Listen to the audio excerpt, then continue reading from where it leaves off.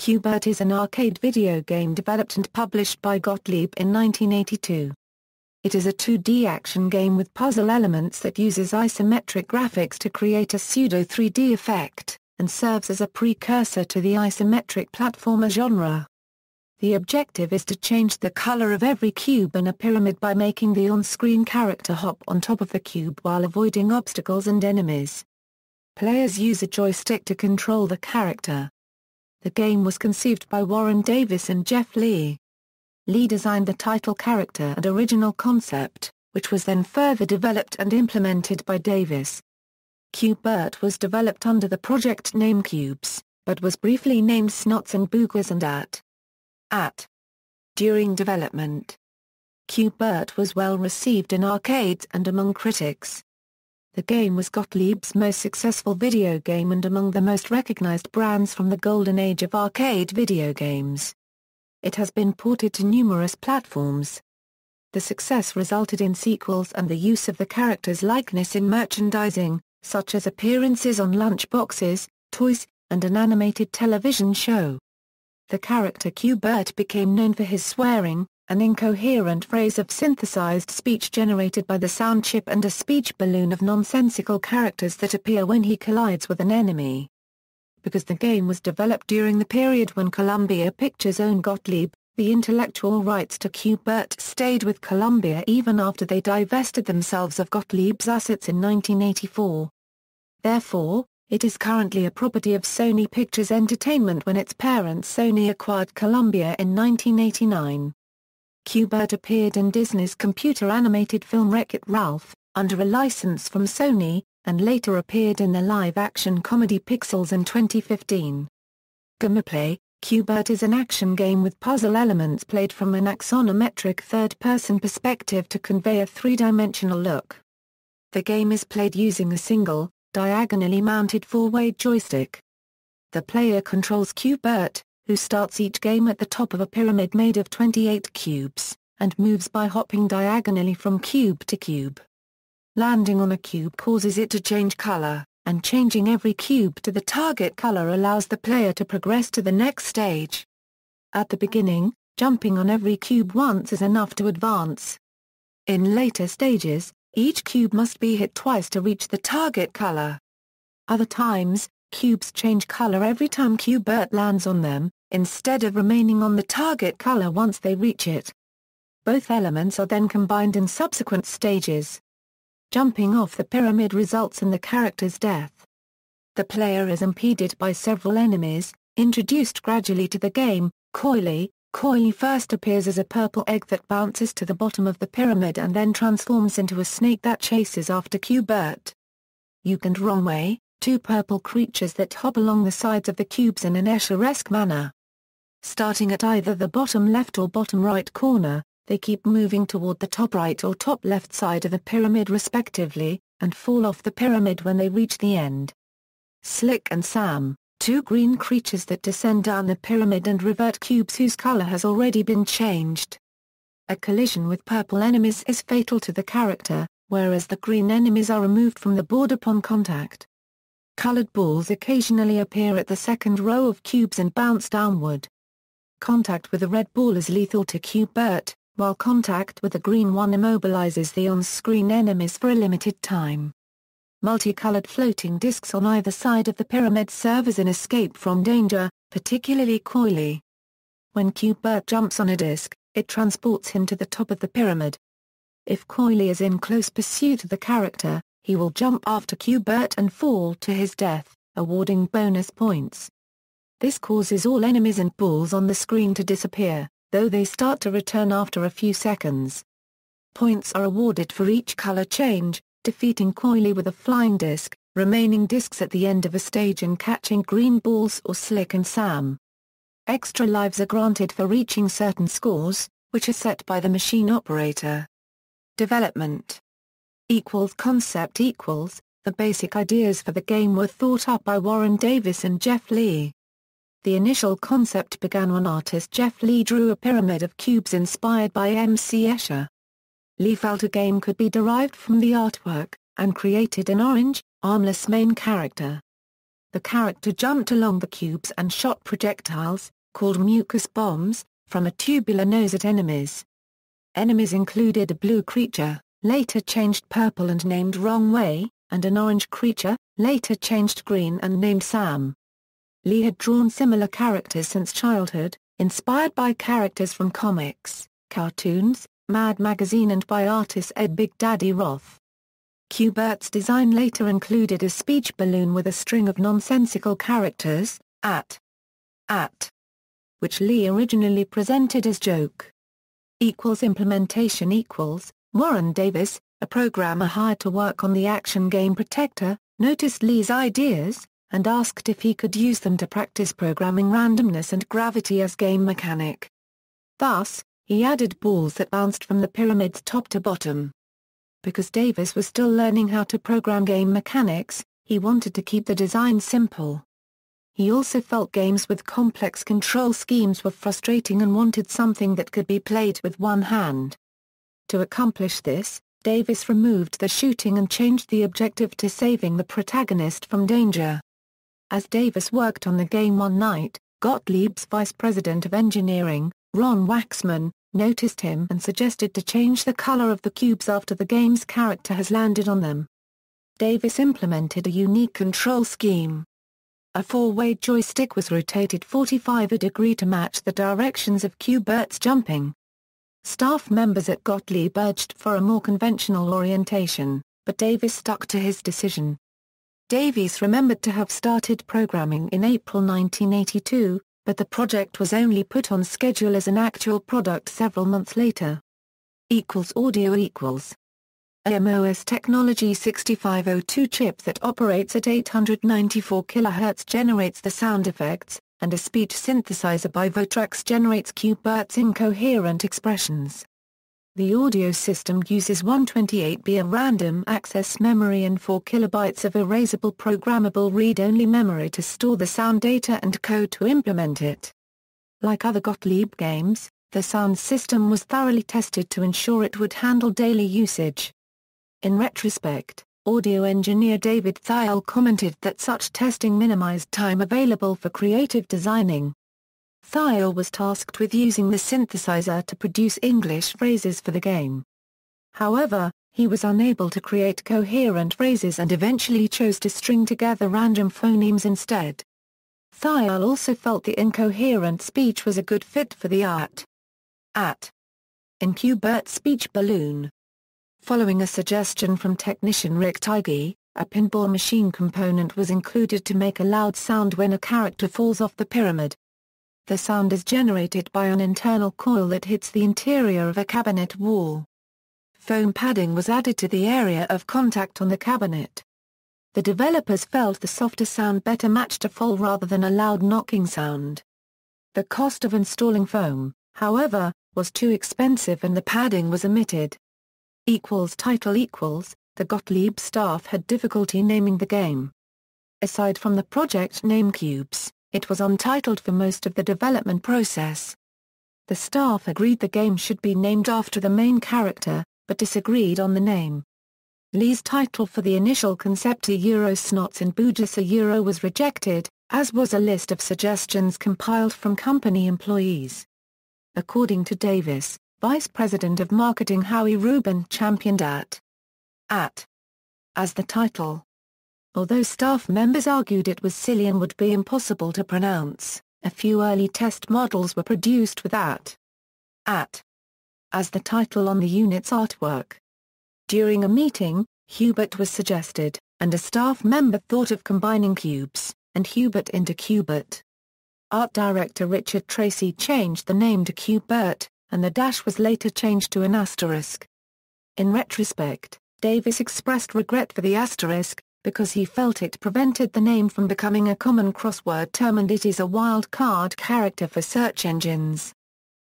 Testing As development neared the production stage, Q-Bert underwent location tests and local arcades under its preliminary title before being widely distributed.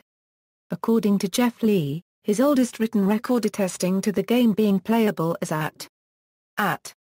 in a public location, a Brunswick bowling alley, dates back to September 11, 1982. Gottlieb also conducted focus groups, in which the designers observed players through a two-way mirror. The control scheme received a mixed reaction during play testing. Some players adapted quickly while others found it frustrating. Initially, Davies was worried players would not adjust to the different controls. Some players would unintentionally jump off the pyramid several times, reaching a game over in about 10 seconds. Players, however, became accustomed to the controls after playing several rounds of the game.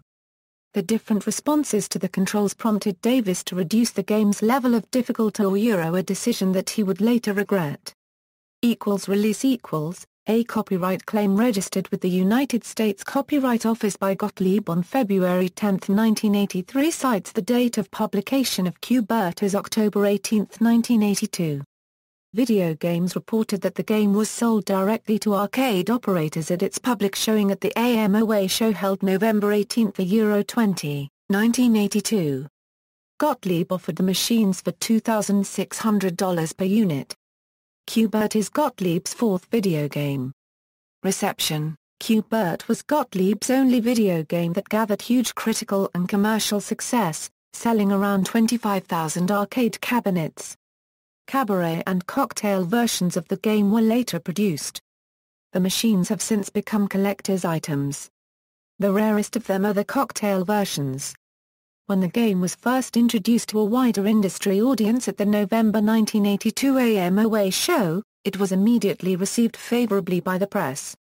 Video Games placed Q*bert first in its list of top 10 hits, describing it as the most unusual and exciting game of the show, and stating that no operator dared to walk away without buying at least one.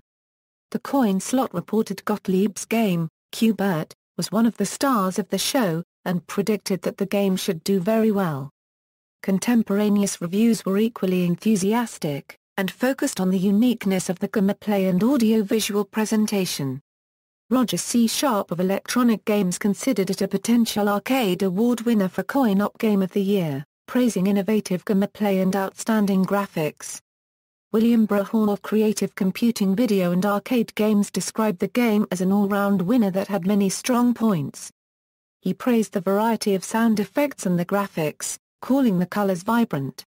Brahall lauded Q*bert Euro's inventiveness and appeal, stating that the objective was interesting and unique. Michael Blanquet of Electronic Fun suggested the game might push Pac-Man out of the spotlight in 1983.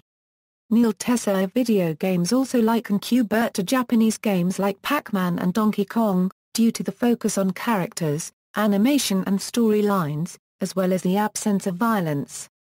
Computer and Video Games magazine praised the game's graphics and colors.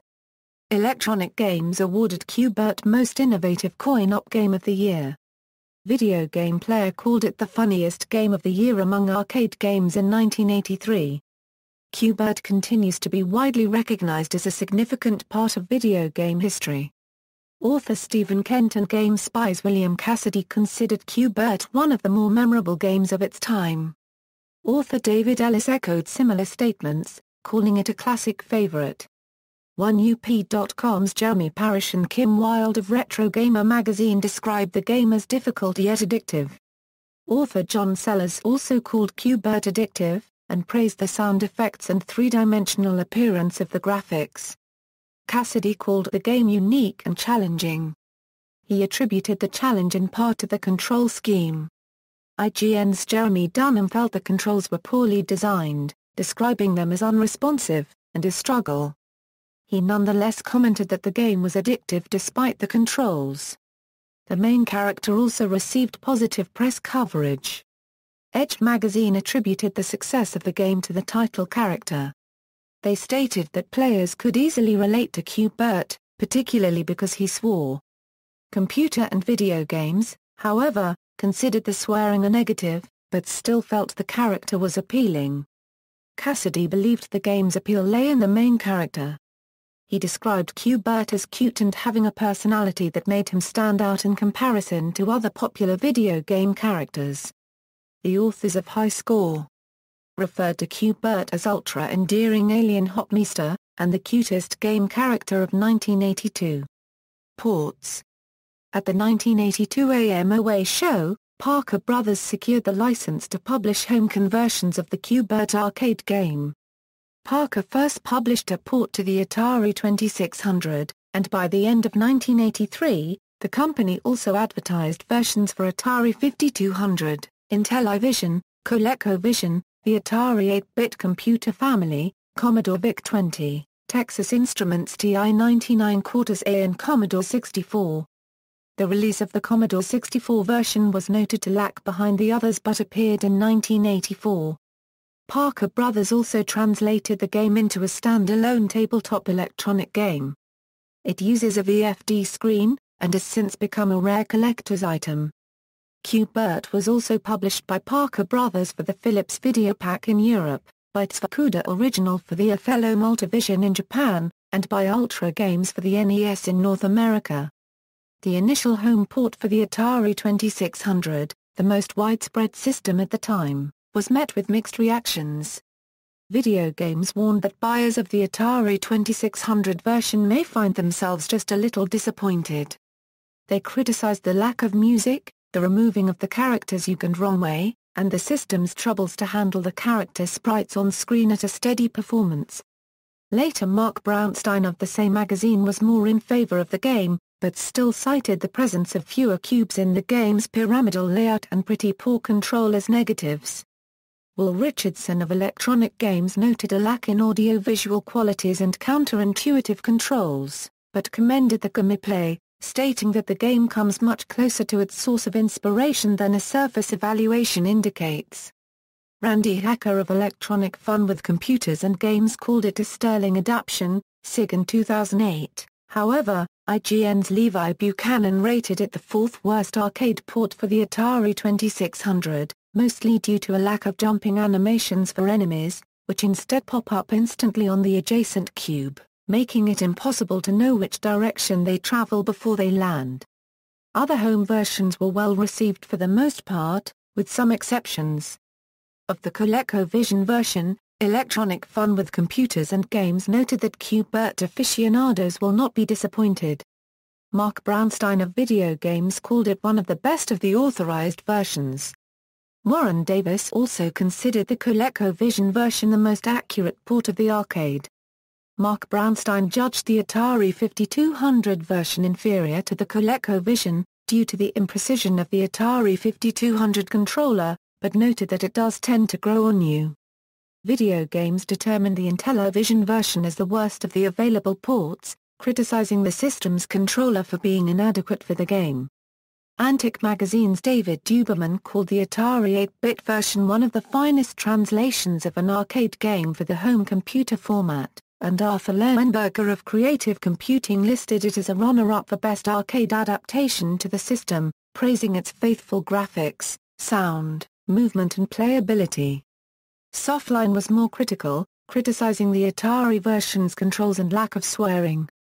The magazine concluded that the home computer game doesn't have the sense of style of the one in the arcades. The execution just isn't there.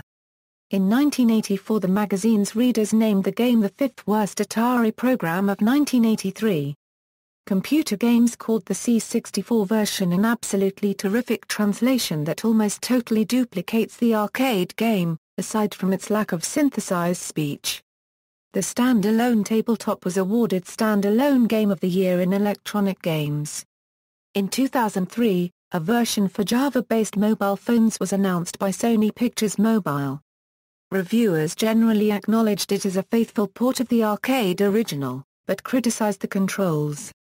Modojo's Robert Falcon stated that the diagonal controls take time to adapt to on a cell phone with traditional directions. Michael French of Pocket Gamer concluded, "You can't escape the fact it doesn't exactly fit on mobile. The graphics certainly do, and the spruced-up sound effects are to a lesser euro, but really, it's a little too perfect a conversion." Air Gamer criticized the gameplay as monotonous and the difficulty as frustrating. By contrast, Wireless Gaming Review called it one of the best of mobile's retro roundup. On February 22, 2007, Q-Bert was released on the PlayStation 3's PlayStation Network. It features upscaled and filtered graphics, an online leaderboard for players to post high scores, and 6-axis motion controls. The game received a mixed reception. Dunham and Kstman did not enjoy the motion controls and felt it was a title only for nostalgic players. Eurogamer.net's Richard Ledbetter judged the game's elements too simplistic and repetitive to make them worthwhile in 2007. In contrast, Parish considered the title worth purchasing, citing its addictive gameplay. Legacy. According to Jeremy Parish, Q*bert was one of the higher-profile titles of the classic era. In describing Q*bert Euro's legacy, Jeff Kstman of GameSpot referred to the game as a rare arcade success. In 2008, Guinness World Records ranked it behind 16 other arcade games in terms of their technical, creative and cultural impact. Despite its success, the creators of the game did not receive royalties, as Gottlieb had no such program in place at the time. Davies and Lee nonetheless expressed pride about the game continuing to be remembered fondly. Market impact. Q*bert became one of the most merchandised arcade games behind Pac-Man, although according to John Sellers it was not nearly as successful as that franchise or Donkey Kong. The character's likeness appears on various items including coloring books, sleeping bags, frisbees, board games, wind-up toys, and stuffed animals. In a flyer distributed in 1983, Gottlieb claimed over 125 licensed products.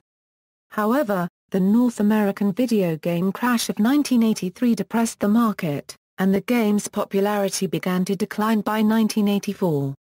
In the years following its release, Q*bert inspired many other games with similar concepts. The magazines Video Games and Computer Games both commented on the trend with features about Q*bert-like games in 1984.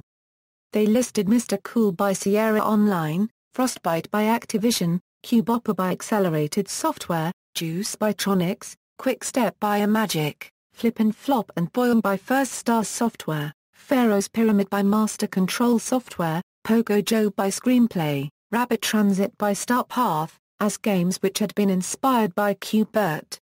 Further titles that have been identified as Q*bert-like games include J-Bird by Orion Software, Qubit by Micromax, and in the UK Pogo by Ocean, Spellbound by Beyond and Hubert by Blabby Computer Games. Other media appearances. In 1983, Q*bert was adapted into an animated cartoon as part of CBS's Saturday Supercade, which features segments based on video game characters from the golden age of video arcade games. Saturday Supercade was produced by Ruby Spears Productions, the Q*bert segments between 1983 and 1984. The show is set in a United States, 1950s-era town called Q*burg, and stars Q*bert as a high school student, altered to include arms and hands. He also has the ability to shoot black projectiles from his nose. Characters frequently say puns that add the letter Q to words. Aside from Q*bert and the known game villains, the cartoon also includes new characters similar to Q*bert in appearance and naming. Q*bert, Coily, Uke, Slick, and Sam appear in the 2012 Disney animated film Wreck-It Ralph. They start out as homeless video game characters living in Game Central Station after their game was unplugged and taken out of Leetwick's arcade. Ralph gives them a cherry from Pac-Man as a gesture of kindness. After Ralph takes Markoski's uniform and Tapper's, he accidentally trips over Q*bert on his way to Hero's Duty. This leads Q*bert to go to Fix-It Felix Jr. to warn Felix that Ralph has gone turbo. In that scene, Felix apparently speaks Q*bertese. At the end of the film, Ralph and Felix decide to let Q*bert, Coily, Uke, Slick, Sam, and the generic homeless video game characters into Fix-It Felix Jr., suggesting that they help out in the bonus levels where Coily, Uke, Slick, Sam, and the generic video game characters assist Ralph in wrecking the building while Q*bert assists Felix in fixing it. Q*bert makes another appearance in Sony film Pixels, which was released on July 24, 2015. In the movie, Q*bert is given to the main characters as a trophy by the aliens for defeating Pac-Man. He then accompanies the team on its last mission. In the end, he randomly transforms into the fictional female character Lady Lisa, after victory against the aliens. In popular culture Q-Bert is seen being played in the 1984 film Moscow on the Hudson starring Robin Williams. The 1993 IBM PC role-playing game Ultima Underworld 2, Labyrinth of Worlds features a segment where the player has to solve a pyramid puzzle as in homage to Q-Bert. In the 2009 action-adventure game Ghostbusters, the video game, a Q-Bert arcade cabinet can be seen in the Ghostbusters headquarters. However, the game is merely decoration and not playable. More recently, the game or its characters have been referenced in several animated television series. In the Family Guy episode Chick Answer, Stewie reflects on how it was easier being Q-Bert's roommate, and an animation of him on the game board is shown. In Anthology of Interest 2 of Futurama, he is one of the aliens that attacked to invade Earth in a segment of video game parodies. In The Simpsons episode In the Name of the Grandfather Marge, Bart and Lisa hop around the stones of the Giant's Causeway in a game of Q-Bert. The Robot Chicken episode Sushi Rolls is in general a Street Fighter parody, but in the end M. Bison is shown inside the game Q-Bert. In Mad, James Bond, Reply All, Q-Bert is seen at the MI6 lab. Q-Bert also appeared on the battlefield in South Park, Imaginationland, Episode 3. High score records On November 28, 1983, Rob Gerrard reached a record score of 33,273,520 points in a Q-Bert marathon. He held it for almost 30 years, until George Lutz from Brooklyn, New York played one game of Q-Bert for 84 hours and 48 minutes on February 14, 2013 at Richie Knuckles Arcade in Flemington, NJ. He scored 37,163,080 points. Doris Self, credited by Guinness World Records as the oldest competitive female gamer, set the tournament record score of 1,112,300 for Q-Bert in 1984 at the age of 58. Her record was surpassed by Drew Goines on June 27, 1987 with a score of 2,222,220. Self continuously attempted to regain the record until her death in 2006. On November 18, 2012, George Lutz broke the Q-Bert Tournament World Record Live at the Kong Off 2 event at the One Up Arcade in Denver, Company.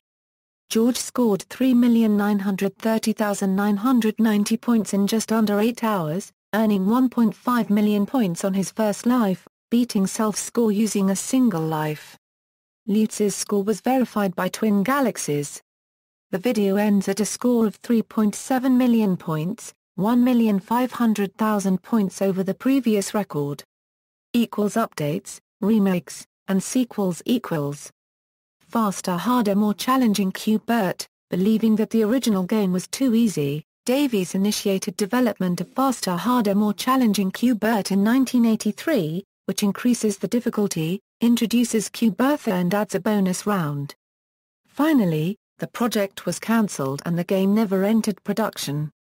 Davies later released FHMC Q-Berta Euro-S ROM image onto the web.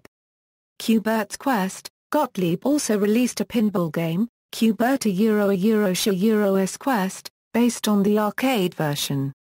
It features two pairs of flippers in an X formation and audio from the arcade. Gottlieb produced less than 900 units. Q-Bert's Cubs. Several video game sequels were released over the years, but did not reach the same level of success as the original. The first, titled Q-Bert's Cubs, shows a copyright for 1983 on its title screen, whereas the instruction manual cites a 1984 copyright. It was manufactured by Milstar Electronics, and uses the same hardware as the original. The game features Q-Bert, but introduces new enemies, Meltniks, Subops, and Rat-A-Tat-Tat. The player navigates the protagonist around a plane of cubes while avoiding enemies. Jumping on a cube causes it to rotate, changing the color of the visible sides of the cube. The goal is to match a line of cubes to a target sample. Later levels require multiple rows to match. Despite the popularity of the franchise, the game's release was hardly noticed. Parker Brothers showcased home versions of Q-Bert's cubes at the Winter Consumer Electronics Show in January 1985. Q-Bert's cubes was ported to the ColecoVision and Atari 2600. Q-Bert, Konami, who had distributed the original Q-Bert to Japanese arcades in 1983, produced a game with the title Q-Bert for MSX computers in 1986, released in Japan and Europe. However, the main character is a little dragon, and the mechanics are based on Q-Bert's cubes. The player once again turns around colored cubes by jumping from cube to cube, trying to reach the displayed target pattern. Contrary to Milstar's arcade game, each of the 50 stages has a different pattern of cubes, in addition to the known rule extensions in later stages. The game also features a competitive two-player mode, where each side is assigned a different pattern, and the players can score points either by completing their pattern first, or by pushing the other off the board. Q-Bert for Game Boy. In 1992, this handheld game was developed by Real-Time Associates and published by Jaleco in 1992. It features 64 boards in different shapes. Q-Bert 3. Q-Bert 3 for the SNES was also developed by Real-Time Associates and released in 1992. Jeff Lee, creator of the Q-Bert character, also worked on the graphics for this game. Q-Bert 3 features gameplay similar to the original, but like the Game Boy game, it has larger levels of varying shapes. In addition to enemies from the first game, it introduces several new enemies. Q-Bert, a remake with three-dimensional graphics, was developed by Artex Studios and released by Hasbro Interactive on the PlayStation in 1999 and on the Dreamcast the following year. It features 3 modes of play: Classic, Adventure, and Competitive Multiplayer. Allgame's Brett Weiss praised all aspects of the game, while Parrish called it a poor adaptation. Kevin Rice of Next Generation magazine praised the game's graphics, but criticized the new level designs. He further commented that Adventure Mode was not enjoyable. The game was the winner of Electronic Gaming Monthly's Puzzle Game of the Year award. Q-Bert 2004. In 2004, Sony Pictures released a remake sequel for Adobe Flash titled Q-Bert 2004, containing a faithful rendition of the original arcade game, along with 50 levels that use new board layouts and 6 new visual themes. Q-Bert Deluxe for iOS devices was initially released as a rendition of the arcade game, but later received updates with the themes and stages from Q-Bert 2004. Q-Bert 2005. In 2005, Sony Pictures released Q-Bert 2005 as a download for Windows and as a Flash browser applet, featuring 50 different levels.